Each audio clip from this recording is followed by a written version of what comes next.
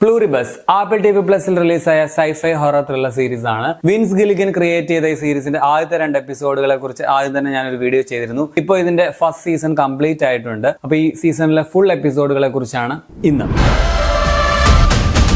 ലോകം മുഴുവനായിട്ട് ഒരു വൈറസ് സ്പ്രെഡ് ആവുന്നതും ഭൂരിപക്ഷം വരുന്ന മനുഷ്യരെയും അത് ബാധിക്കപ്പെടുകയും എന്നാൽ കുറച്ചു പേര് മാത്രം ബാധിക്കാതെ അവശേഷിക്കുകയും ചെയ്യുന്നതും തുടർന്ന് നടക്കുന്ന സംഭവങ്ങളുമാണ് ഈ സീരീസിന്റെ പ്ലോട്ട് എന്ന് പറയാം. ഒരു കിഡിലൻ ബേസിക് പ്ലോട്ട് ആണ് ഈ സീരീസിന്റേത്. ഒരു ഫ്രഷ് സംഭവം എന്ന് തന്നെ പറയാം. ഫസ്റ്റ് 2 എപ്പിസോഡൊക്കെ ഗംഭീരമായിരുന്നു. ബ്രേക്കിംഗ് ബാഡിന്റെയും ബെറ്റർ കോൾ സോളിന്റെയും ഒക്കെ ക്രിയേറ്റേഴ്സിൽ ഒരാളായ വിൻസ് ഗില്ലിഗനാണ് ഇതിന്റെയും സൃഷ്ടാവ്. പക്ഷെ ബ്രേക്കിംഗ് ബാഡിന്റെ അത്രയ്ക്ക് ഉണ്ടോ എന്ന് ചോദിച്ചാൽ ഇല്ല.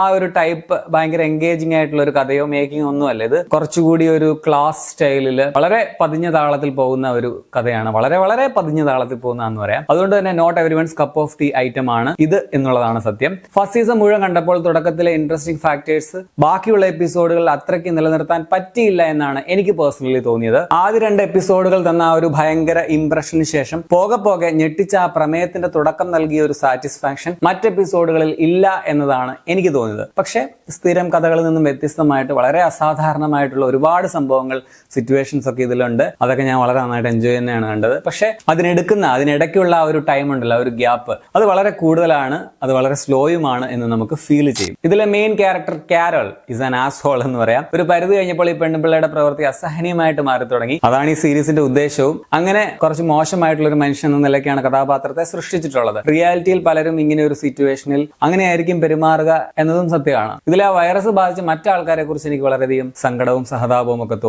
അതാണ് കഥയുടെ ഉദ്ദേശവും. ഇങ്ങനെ ഒരു വ്യത്യാസം കാണിക്കുമ്പോൾ, അതായത് മാറ്റമൊന്നുമില്ലാത്ത പഴയ ടൈപ്പ് മനുഷ്യനും ഈ ഒരു അവസ്ഥ ബാധിച്ചത് അതേഴ്സ് എന്ന് പറയുന്ന മറ്റ് മനുഷ്യരും. അതിൽ ഫസ്റ്റ് ടൈപ്പ് നോർമൽ ആയിട്ടുള്ള മനുഷ്യർ, അതായത് നമ്മളെല്ലാവരും ഉൾപ്പെടുന്ന ഇപ്പോഴുള്ള ആ ഒരു നോർമൽ ഗ്രൂപ്പ്, അവർ വെറും ഊളകളാണ് എന്നുള്ളതാണ് സീരീസ് തുറന്നു കാണിക്കുന്നത്. മനുഷ്യന്റെ സ്വാർത്ഥതയാണ് ലോകം മോശമാക്കുന്നതെന്ന് പരോക്ഷമായിട്ട് പറയുന്നു എന്ന് സാരം. സോ ഈ കഥാപാത്രം ഇറിറ്റേറ്റിംഗ് ആകുമ്പോൾ നമ്മുടെ തന്നെ മുഖം കാണിക്കുന്ന ഒരു കണ്ണാടിയായിട്ട് കാണിച്ചതാണ് എന്നതാണ് സത്യവും. കാരലായിട്ട് വന്ന റിയ സീഹോൺ എന്ന നടി കിടിലനാണ്.